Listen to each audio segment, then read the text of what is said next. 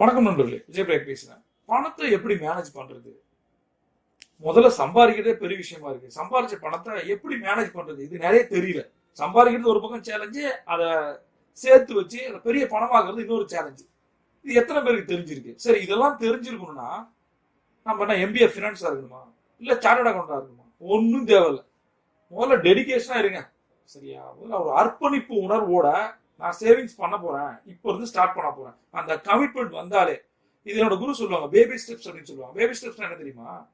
குட்டி குட்டியா நடந்து போகணும், கொஞ்சம் கொஞ்சமா. அது மாதிரி ஒரு பினான்சியல் பிளானிங்கும் ஒரு பினான்சியல் மேனேஜ்மெண்ட்டை நோக்கி நம்ம போகிறோம். இது எல்லாமே கத்துக்கலாம். இது ஒரு பெரிய ராக்கெட் சயின்ஸ் இல்ல, புரியுதா? இத செய்யணும்னு நினைக்கணும். நிறைய சொல்லுவேன், எஜிலிட்டி,